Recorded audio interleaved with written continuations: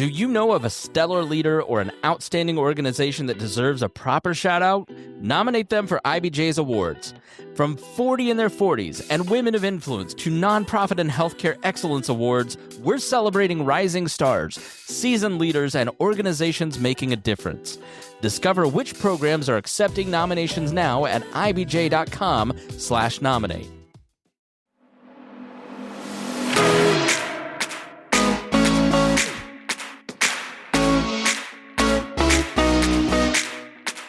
Hello and welcome to the Business and Beyond podcast presented by PNC. I'm your host, Gary Dick.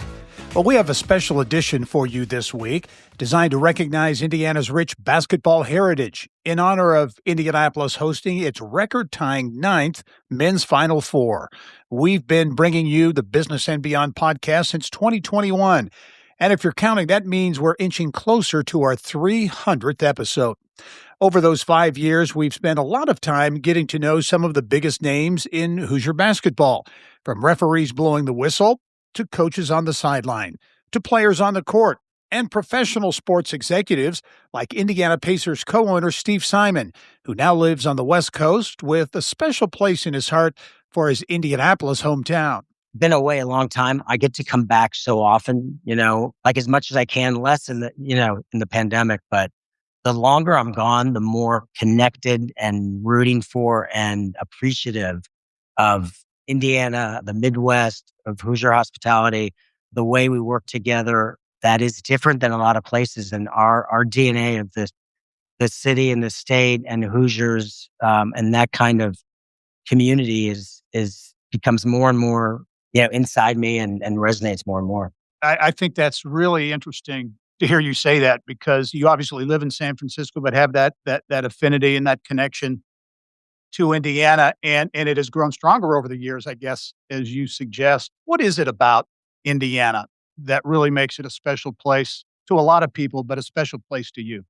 And I think it's my roots. It's in my DNA. I think it's the people. I mean, the state and the city with so many great champions has evolved in so many ways, from the early days when certainly, Herb and Mel came from New York, and just so many iterations and evolutions of the city and all its great equity and connectivity. But it really goes back to the people and their care for their state and each other. Sometimes I say that elsewhere and people, it sounds a little hokey. Like there is some almost secret DNA and sort of mojo of like Hoosier hospitality and people working, collectively, that I think is not like at least any other place I've been to. You're obviously part of a succession plan that will one day make you the owner and the leader of the Indiana Pacers. Thinking back, I guess you would have been a teenager, right, when Mel and Herb bought the Pacers, right? Was it 83? Yeah. And literally, I mean, it's certainly not an overstatement, because I can remember back then, there was real risk of Indianapolis losing the Pacers and not having that team that has meant so much to the community. What do you remember? You said the notoriety maybe was a little discomforting, but what do you remember about when they bought the team? What that was like for you as a teenager? I think with my sometimes nervous disposition, it worried me to some degree. But I mean, if you think back, really, people like Jim Morris and others, who have been great champions of the city, I think came to Herb and Mel and said, look, it's a great, and it's so true. Like it is such a beautiful, important community asset that we've been, it's been a pleasure to be, part of, a steward of. And they were like, of course, they were mostly stickball players. I think Mel played a little bit of basketball. Herb Simon did not play basketball, but they're mostly stickball players from the Bronx. But I think it was like, sure, we want to be helpful, and and it's just been, I think, really fortuitous. So I remember I didn't go to opening night because we have all this historical stuff, right? We've captured with the Tuxes. I went to I'm going to out Janet Kinney, who I haven't talked to in a long time, but I went to my junior prom with Janet Kinney instead of going to that beautiful opening game where it was a classic picture of them holding the ball. But over time, of course, like it is, become so important and so meaningful to myself and the entire family. And it's, been lucky to be involved for many, many years. And, the early days were just happened. It just sort of happened. Indiana, considered the heartland hotspot for hoops, cranking out big-time coaches like Muncie native and Purdue head coach Matt Painter, who lives by the golden rule of honesty when it comes to recruiting. It's a sales pitch that is working. Certainly Purdue basketball recruiting classes among the tops in the country. In fact, some put it number one in the class of 2026. Coach, as you think back again to that recruiting visit from Purdue, from Gene Keady, and the message that he gave to you then, which you didn't necessarily appreciate at the time, I think I read or heard where your dad said something after that really, kind of turned the tide. It sounds to me like kind of the themes from that visit and that message from Gene Keady maybe echo in some of your thinking today when it comes to recruiting.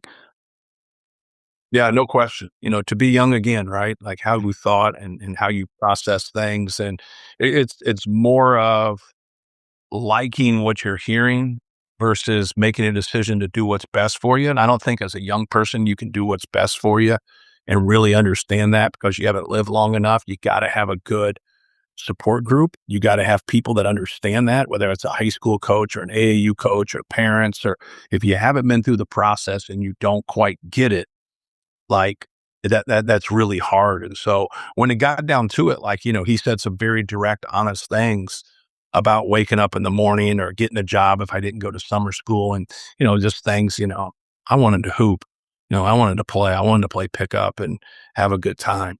And, people that just want to have a good time normally aren't going to be too successful.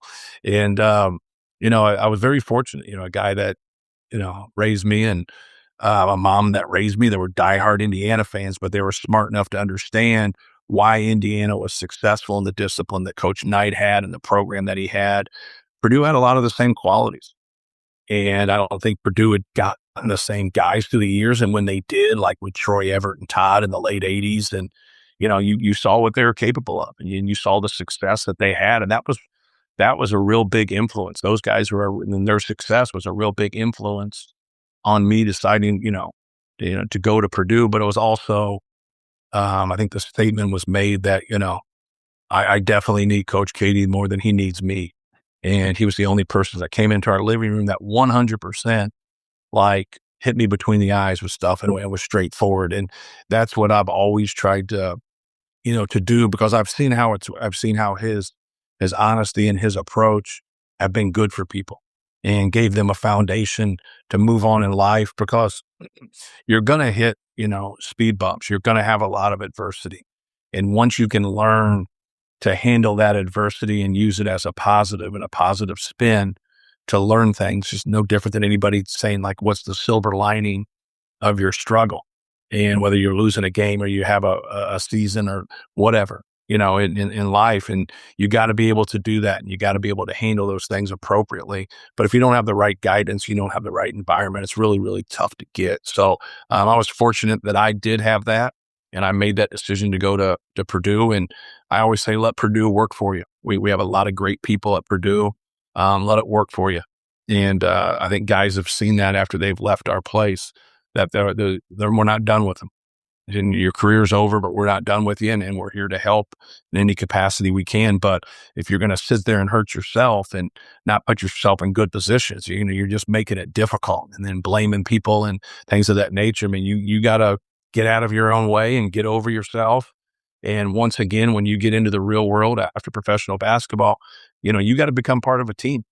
You were a part of a team. And sometimes those really good players, that's hard for them because they were the best player on a team. They were all conference. They were all American. And now in the real world, when you go into the business or whatever, you become a part of a team, but you start at the bottom. And now you got to work your way up. And that's just the way it is. And Coach Keady used to talk about it as a company man. And that sounded really stupid to me when I was 19.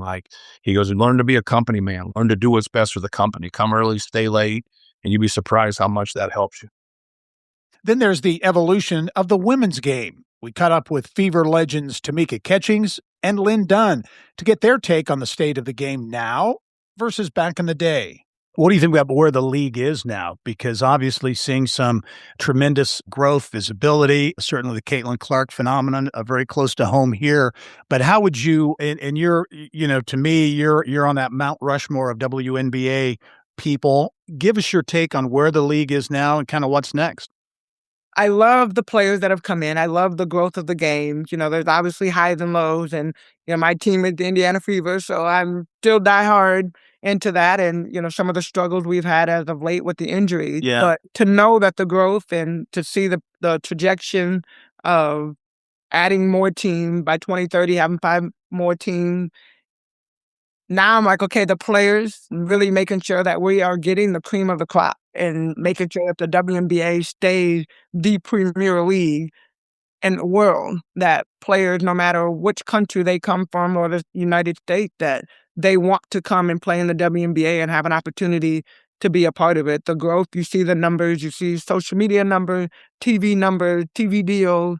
There's a lot of traction. There's a lot of great things. And now it's just a matter of making sure that it's not just a momentum thing, like, we're riding the wave, but that is something that we are consistently trajectorying higher and higher to make change and to allow the young girls that come behind us. They want this opportunity. So we need to make sure that the WNBA continues to operate strong.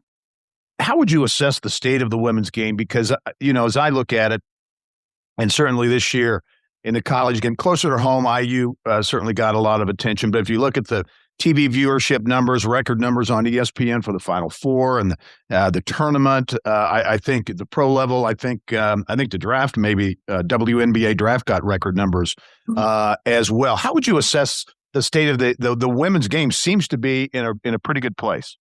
Well, I would use the word exploded. It's exploded. I mean, it's amazing. But I'm not surprised. I think we're seeing all of the benefits, the fruits of Title IX, these young women getting opportunities when they're 3 and 4 years old and 5, and they get great coaching in junior high and high school, fantastic coaching in college. They play an unbelievably competitive game. They can look at Caitlin Clark. My goodness gracious. She reminds me of Steph Curry. Yeah. So we have a wonderful product that people enjoy watching. And so this explosion that's happened, I'm hoping it's contagious. I'm hoping it's going to be contagious all across America, not just in the Big Ten. Big Ten had record crowds. The Final Four in Dallas was huge. The viewership was 9.9 million. Highest we've ever had. So I'm hopeful that it's going to carry over to the WNBA and it's going to continue to explode. As a bank, PNC prides itself on being boring. But the truth is they couldn't be more excited to serve the dynamic Indianapolis community. For nearly 160 years, they've quietly toiled away to deliver brilliant results for their equally brilliant clients. They have dedicated PNC teams throughout the local area all ready to do the boring work to help you unlock your own brilliance. PNC Bank, brilliantly boring since 1865. PNC Bank, National Association member FDIC. We build Indiana. The Laborers International Union of North America builds and maintains roads, bridges, and other essential infrastructure that make us the crossroads of America. So thanks to LIUNA members' work, Hoosiers have a better quality of life, like access to utilities, easier routes to jobs, schools, or medical care, and deliveries keep moving. We build Indiana for good jobs and stronger communities. The Laborers International Union of North America. We are LIUNA. Then we got the scoop from a guy who's had a front row seat to the game since the early 70s. The voice of Indiana Hoosier football and men's basketball, Don Fischer. He shared some unforgettable stories about former IU coach Bob Knight. 8 on the shot clock, lost the handle, got it back. We're in trouble. Butchafino drives it to the right. Down low he goes. Throws it up. Got it! Wow! What a shot! It is a voice that is distinctive, descriptive, and for generations of IU fans, downright magical. Don Fischer has been the voice that has brought home dramatic last-second game winners. Here comes Riddell Jones. 3 seconds, 2 seconds. Riddell all the way outside to Watford. 3 on the way. Oh! It went in! It went in! And Indiana wins the ball game. And national championships. 8 seconds to go. On the Smart, baseline jump shot in the air. Go! The Hoosiers have won the national championship. He's come a long way from working at a small-town Illinois train depot and radio stops in places like Butte, Montana, and Ottawa, Illinois, where he describes his first play-by-play experience as historically awful. So bad that his general manager was waiting for him when he returned to the radio station with a message. You've got 3 weeks. If you aren't better in 3 weeks, you're done. And I said, I appreciate the fact that you're not firing me on the spot, and I'm going to get better. Rather than feel sorry for himself, he went to work and indeed got better. Don Fischer, the Hall of Fame voice of the Hoosiers, is my guest this week on the Business and Beyond podcast. You had not met Bob Knight, and there was I think it was like a tip-off luncheon at the Columbia Club, right? Yes, and sir. you were introduced to, tell that story because that had to be interesting. Well, Don Luft was given to me as my spotter for football games, and Don was the president at that time of the IU Varsity Club, and he worked with Max before, and Max knew him really well, and so I was introduced to Don, and he became my spotter the first year I was there, and he actually did it for several years after that, but. The truth of the matter was I had met Coach Knight, and I met Lee Corso way back at the beginning of football and all that kind of thing. And Corso was a delight to work with, without question. He was one of the funnier guys you're ever going to meet. He had all this energy and everything, as everyone knows, and you see him on game day and those kinds of things back when he wasn't kind of struggling with his health issues and those kinds of things. But he was so much fun to work with, and I was looking forward to working with Coach Knight, but I had also heard that he might have a little bit more temperamental than Coach Corso was. So at any rate, I hadn't met him, and Don Luft said, let's go to the Columbia Club. They're having a tip-off luncheon there before basketball season starts, and he'll speak to the group there, and he says, I'll introduce you to him after the thing's over with. He gathers up Max Gervin. They pick me up in Indianapolis. We go to the Columbia Club. We watch Bob Knight wow the crowd. This is his third season, 1973. And he gets up there, gets done with his speech, and everybody's standing ovation, all those kinds of things. He's asked to stick around for a couple of minutes, sign some autographs, take some pictures, and we just hung out. Max Gervin, Don Luft, and I sat there at the table and waited for him to get done. And finally, the last person came up, and Knight thanked them for being there and signed an autograph or whatever. And Don Luft says, Coach, he says, before you leave, he says, come on over here. So Knight walks over, he sees Max, and we're standing there as a threesome. And Lufty goes, he says, Coach, I want you to meet the new play-by-play voice of the Indiana Hoosiers here. This is Don Fischer. So I stick out my hand. He puts his hand out. He shakes my hand. He doesn't say welcome or anything like that. Doesn't say a word to me. He just puts his arm around Max and walks away. I was getting a little uncomfortable. I was immediately shown who was the boss of this grouping. So, it was a very interesting way to meet Coach Knight, and it took a couple of years for him to warm up to me. But after that, we had a great relationship in the sense of professional relationship, I should say. Yeah. How did it work? A lot of attention. You see a lot of bloopers with Coach Knight and Chuck Marlowe over the years, certainly. But you did all the pregame or many of the pregame shows or interviews and those types of things. What was that like? I mean, were there any, shall we say, interesting moments over the course of time? Well, there were a lot of interesting moments. I mean, in the first couple of years, it was tough because he wasn't, 73, Indiana ties for the Big Ten championship with Michigan. And this is 73-74 season I'm speaking of now. And they tie for the championship, and they have to play a playoff game, and they play it in Champaign. Indiana gets beat by Michigan in that ball game in a tightly contested contest, and Indiana is not the Big Ten champion. Therefore, they're not going to the NCAA tournament. But that's the year that they had the CCA tournament. That was the first year of the CCA tournament, Collegiate Commissioners Association tournament, which Bob Knight said, I don't want to play in it. And the reason he didn't want to play in it, he thought this Collegiate Commissioners Association was trying to run the NIT out of business. And he loved the NIT. because the NIT had taken care of him when he was at Army, and he played in the NIT several years there. So at any rate, he was not pleased at all, but the university was obligated because Wayne Duke was the commissioner of the Big Ten, and he had basically said, yeah, we're in. Big Ten's in on the Collegiate Commissioners Association tournament. So the second place team in the league would go to that tournament each year. It only lasted 2 years, incidentally, here. It was Indiana the first year, and I'm trying to remember who won it the second year. I can't remember now off the top of my head. But Indiana played in it because Indiana was forced to. Knight got kicked out of the championship game, and Indiana still won. They beat USC in the title game. You just played 3 games in that tournament. Yeah. And Indiana won the 3 games that they played. And that was the first year I was there, and everything was he got kicked out of the ball game at about 10 minutes into the first half. Went up in the stands. The game was played in St. Louis. He went up in the stands and sat there and watched his team play the rest of the ball game.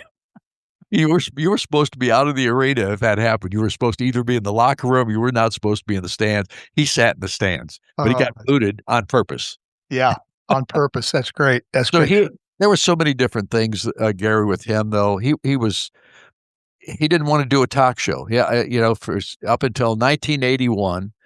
We did not do a talk show. And I had bugged him a couple times during those years. Coach, a lot of coaches are doing this talk show stuff now, and you might want to do it. It'll be an hour. It'll be your time on a Wednesday night or a Monday, whatever you designate the best night for you. And so at any rate, all of a sudden in the summer of 81, I get a phone call. And it's from Bob Knight. And when he wanted something, he called me Fischer. You knew he wanted something when he called you Fischer, huh? Okay. If he called me Fischer, I was in good. It was going to be something he wanted me to do or something he wanted me to take care of. So at any rate, he goes, Fischer, what do you think about us doing a talk show? I went, Coach, I've asked you about this about 5 times over the last several years. You didn't want to do it. He says, well, let's talk to your general manager and see how much he'll pay me. And what he found out about these coaches that were doing talk shows, and Dean Smith was the guy he talked to, and Dean Smith was making $30,000 a year just doing these talk shows, like 15 talk shows, 1 hour a night for a week during the football or during the basketball season. And literally, that's what Knight, when he found out that's exactly what he wanted. He wanted to get $30,000 or $40,000, whatever it was going to take. And obviously he did, and that's when we started doing these talk shows, and that's when things really got crazy. Yeah. Because Knight was on those shows, he was either in a great mood or he was in a jocular mood. And when he was in a jocular mood, you could expect almost anything. Yeah. Anything stick out to you? Any stories that you can remember that were? Well, there are a couple. And I'll tell you the 2 that would stick out more than any other. The first one was one night, we get to about halfway through the show. It's time to take a commercial break. We break for the commercial. Bob's been good at that point. And we take the commercial break. It's 3 minutes long. When we come back, I say, well, welcome back to Bob Knight Live. I think that's what we called it at the time. I said, Coach, blah, blah, blah. What do you think about this upcoming ball game with whoever we were going to play? And I get no response. It's like dead air. And I said, Coach, Bob, Coach, are you there? Toilet flushes.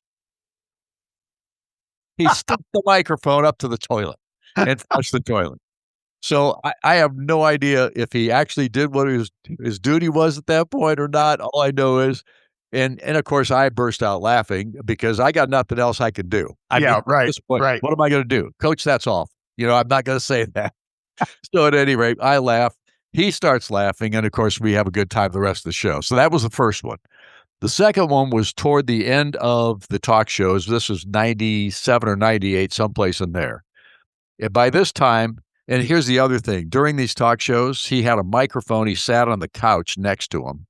We had a microphone, that you could hook up to your collar or whatever the case may be. He wouldn't wear it. So he would stick it on the side of the couch, and half the time you couldn't hear his response to stuff because he's always screwing around doing something else.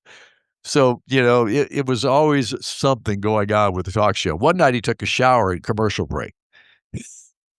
And so he came back, and now I'm doing the show in Indianapolis. He's doing the show from this locker room. That's where he did the show from.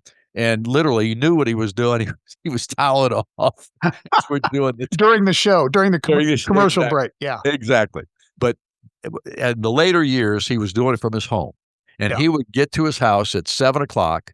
And the show started at 7:05. He'd get to his house at 7 o'clock or thereabouts.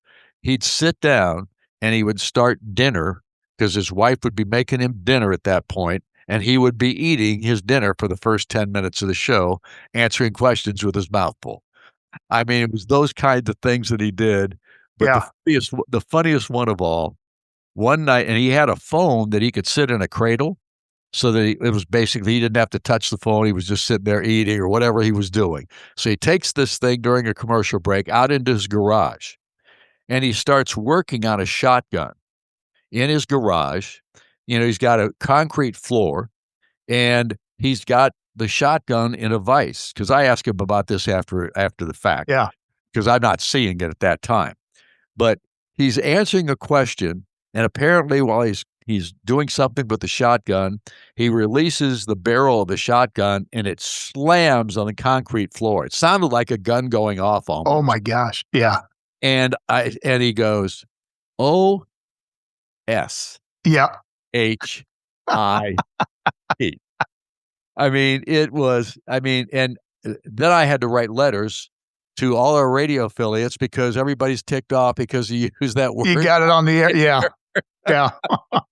So those are the kinds of things that you did. And those are just a couple of the standout scenarios, but there were so many different times.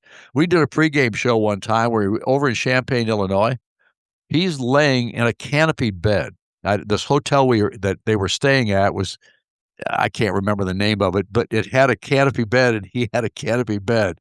So I go in, he's laying in the bed, propped up with a pillow behind him, and he's got a plastic solo cup, basically a plastic solo cup, and he's eating grapes with seeds in them.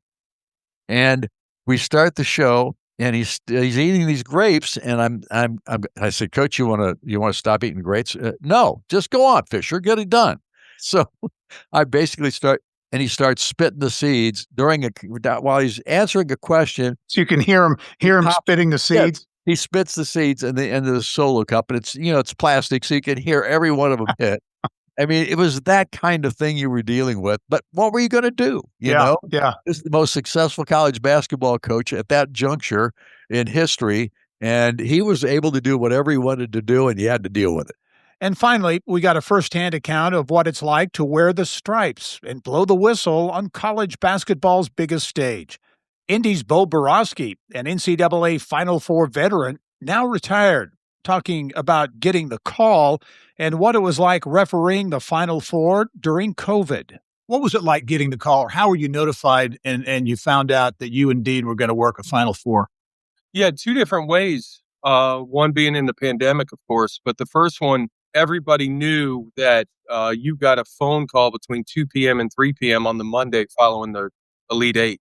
That was true in 2019. So it got to be about 2:55, p.m. And I'm sitting there going, all right, well, everybody else gets the email that says thanks, but no thanks. So I started hitting refresh about 2:55, and the phone rang. It was a very emotional conversation. I got a call from the national coordinator. He basically started it by saying, I know you're excited. I know you're emotional. So I'm going to talk for 2 minutes about some boilerplate things I've got to tell you, and then we'll have a conversation. And I hung up the phone, walked inside, and, my wife was just as excited, as I was. She knows what it means, to me and the family. Yeah. Talk about the emotions, because it had to be the culmination of a lot of things that really boiled down when you received the word. Yeah, it's something that officials don't actively talk about. It's that dream, it's that vision that all officials have, regardless of what level you're currently working.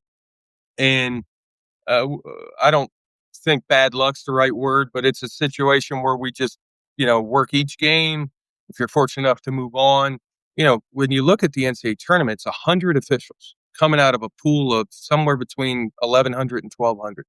So already, you're in the top 8%, at least perceptually. or in the opinion of the people that matter. And to advance to a regional round, now you're in that top 3%, and to be in the Final Four, I mean, it's odds are you're not going to get it. You're not going to make it. It's less than 1%. So to be in that mix twice, I mean, it is very emotional because my wife, my kids go through it too. It's, I'm the one, 94 by 50, but they're the ones being left home alone. They're the ones that have to fend for themselves when, daddy's out running around airport to airport, hotel to hotel. It's so easy now to say, all right, let's have the whole NCAA tournament in Indy. We'll book up all the hotel rooms. We'll get the buses. We'll test everybody and we'll have a tournament. Well, looking back on it, you think, oh, yeah, that made sense. But can you imagine the logistics involved? I still can't believe that it happened. I still can't believe they pulled it off. And, I know we had a team and we had an official that got caught up in the contact tracing. Some tested positive. But my understanding is maybe that didn't even occur in Indianapolis. It could have occurred prior. So for them to keep everybody safe, to have a successful tournament, to be able to distribute the funds associated with that television contract to all the member institutions, I don't think it gets talked about enough. And I certainly know they'll never get the credit that they deserve. Yeah, that's a great point. Really great point. Talk about the Final Four and what it was like for you and your fellow officials, because you were essentially, in a sense, quarantined. I mean, you were locked down, right, for the week. What was Final Four week like? So we were in the Le Méridien Hotel for the whole for the Big Ten tournament. So that was true for, I think the number was 8 of us, and then we just stayed at the Le Méridien for the first week leading up to the tournament, and then the next 2 weeks through the regionals. So we were at the Le Méridien, and listen, we were confined. We couldn't go outside. But let me reiterate, we were at the Le Méridien. Okay, yeah. We weren't at a Roach Motel out on Highway 22. We were comfortable. They fed us 3 meals a day. The bar was open. We could talk to each other, albeit we had the Connexon devices to social distance. The hardest thing for me was not being around my kids, not seeing my wife. That was literally the only difficult thing. We were taken care of. We had a fitness center. We had flats. I had the golf channel. I was happy. I don't think anybody felt sorry. Like, geez, Bo, you're in the Le Méridien for 3 weeks. How do you do it? Well, I'd like to try it again, and I'll take more notes. But then they transferred us to the JW, where they housed all 4 of the teams, all the administrators associated with those schools, the coaches, of course, support staff. So they transferred the 11 officials, 9 working officials and 2 alternates over to the JW. Again, in a bus all at once. We tested upon entry. We tested every day. And again, just another great situation. I'm not sure we're going to get much pity for staying for, I think it was 8 days at the JW. Yeah. To hear the full episodes of these and all of our podcasts, go to InsideIndianaBusiness.com, or you can also find us on Apple or wherever you get your podcasts. I'm Gary Dick. Thanks for joining us on the Business and Beyond podcast presented by PNC. We'll see you next time. The economy and the market are in a hairy place these days. It's up a lot, it's down a lot, it's sideways, and it seems on the hour there's breaking news coming out of all areas of the country. How do you get your head around that? How do you not go crazy in the process? I'm Peter Dunn. You may know me as Pete the Planner, IBJ columnist, and my job for years has been to help you understand your financial life better in context with everything else going on. So what am I encouraging you to do? Well, listen to the Pete the Planner Show. Yeah, it's a podcast. You can get it wherever you get your podcasts, or simply listen at ibjpodcasts.com. The IBJ Media Podcast Network is the soundtrack of a growing state. Indiana is on the move, and you can hear it happening on the IBJ Media Podcast Network. We bring you the voices at the center of our economy, our courts, our companies, and our communities. Subscribe now and be part of the conversation that's building Indiana's future. Find all of our shows by searching IBJ Media in your podcast app or visit ibjpodcasts.com.